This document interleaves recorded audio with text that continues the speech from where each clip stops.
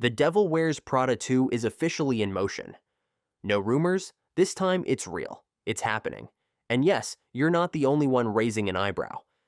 It's been nearly 2 decades since we first met Miranda, Andy, and Emily. But let's be honest, did they ever really leave? The movie slipped into pop culture like a silk glove and never looked back. People still quote it, meme it, and recommend it like it dropped last week. The story felt complete, and yet, here we are. Sorry, I just have to pause. Just so you understand, all of you have seen this movie way more recently than I have. It's been, if not over a decade, maybe 2 decades since I've seen this movie. So this is amazing. Which brings us to the question we're all thinking. Why this film? And why now? Well, let's take a closer look. First and foremost, can we acknowledge that The Devil Wears Prada just hits differently? It's the perfect mix of fashion and workplace dynamics, with a hint of romance. The film pulled us straight into that world and showed how brutal, hilarious, and strange workplace dynamics it could be. But it wasn't any dynamics of an ordinary place. It was Runway, so it's basically Vogue, which is renowned for being iconic. And speaking about Runway, a lot of you guys probably love this movie so much simply because it is basically a fashion show from start to end. But I think watching characters like Andy struggling in this harsh world is the main reason why this movie turned into a cult classic for most of us. Also, we all know how scary Miranda is, but I feel like it is a major success of this movie to also show how inspiring she is. Like, how many movies do you know that can achieve such a balance? I don't know about you guys, but to me, it is very rare to be inspired heavily by a character that I am extremely scared of. She didn't need to raise her voice to make her presence known. One stare was more than enough for all of us. As you can see, I can talk about this movie for hours, just like many of you guys. And it is because after all these years, we are all still curious about where all these characters ended up and how their careers have evolved.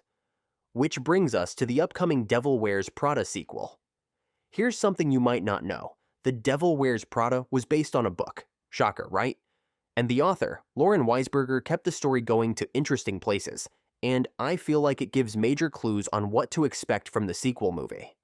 In the sequel novel, titled Revenge Wears Prada, Andy and Emily end up working together again, this time running a bridal magazine. Yeah, imagine the powerhouse they are running since they are not assistants anymore, but actual bosses. Big question is, where is Miranda in all of this? Yeah, you guessed it, she appears when the timing is perfect for her, like she never left and ready to swoop back into game. Then there's the third book, titled When Life Gives You Lululemons, which is all about Emily. She's doing PR now, managing crises for the rich and pretty, like celebrity DUI photos, fake rehab, that sort of mess. It's less high fashion, more suburban mess, but she's still wearing heels through all of it. It's chaos in the most entertaining way. So where does that leave us with the movie?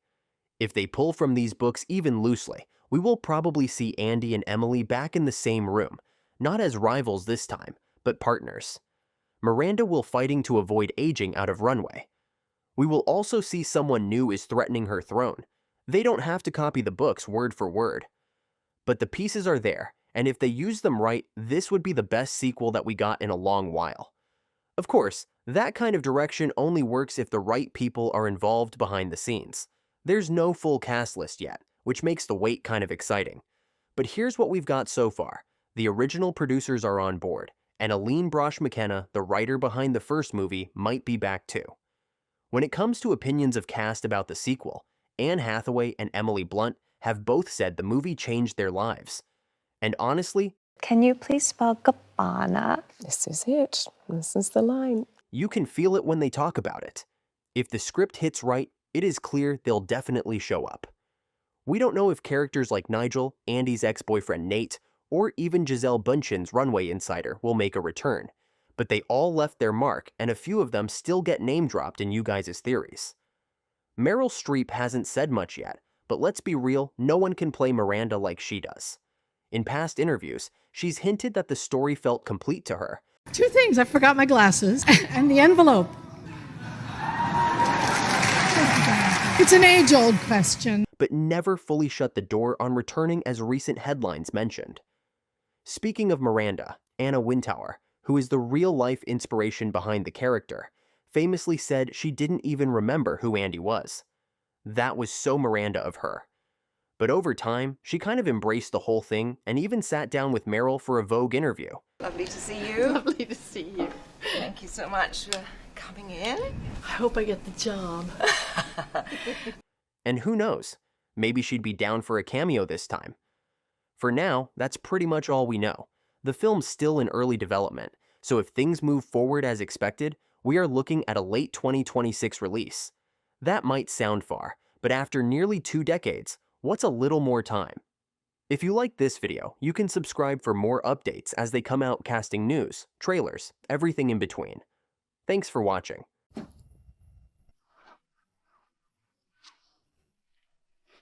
That's all.